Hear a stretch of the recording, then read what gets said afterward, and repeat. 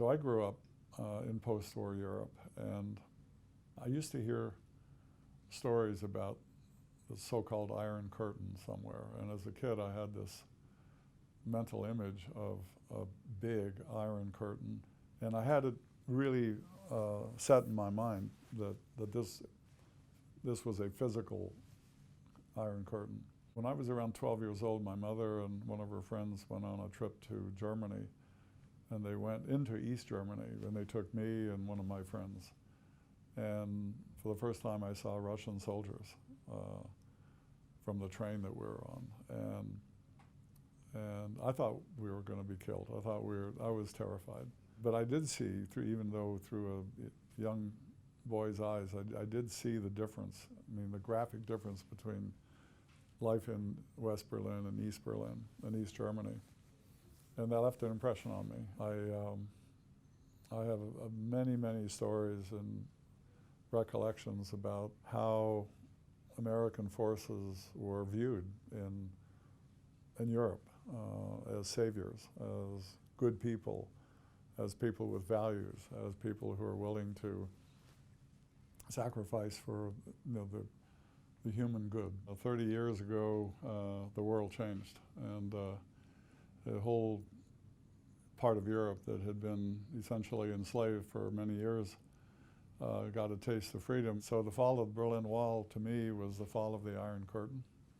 And when that came down, I felt a physical weight off of my shoulders.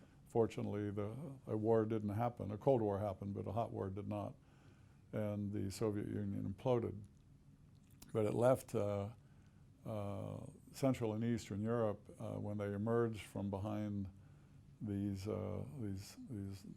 bad times as members of the Warsaw Pact. So here at the Atlantic Council in 2014, we came up with what I would call a mini Marshall Plan to take the East-West infrastructure in Central and Eastern Europe and pivot it to a North-South approach. If you look at Central and Eastern Europe today, you can travel very easily east to west, but you can't travel very easily from north to south. Energy doesn't flow from north to south. Telecommunications don't flow from north to south. Trains don't run from north to south. Highways aren't built from north to south.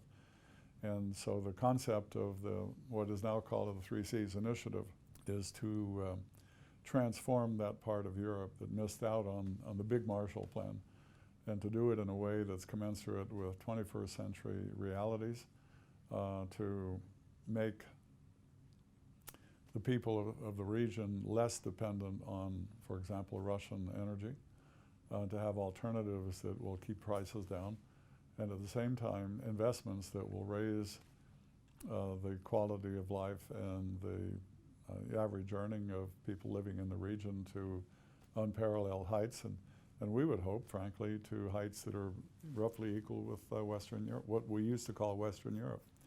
So 30 years is not a long time in history, but an awful lot has happened, and an awful lot of good things have happened. NATO has expanded to now almost 30 countries. The EU has taken root. Free market enterprise is alive and well. People can move wherever they want to. It's in sharp contrast, I think, to what Russia has become in its re-emergent phase and what China is becoming as well.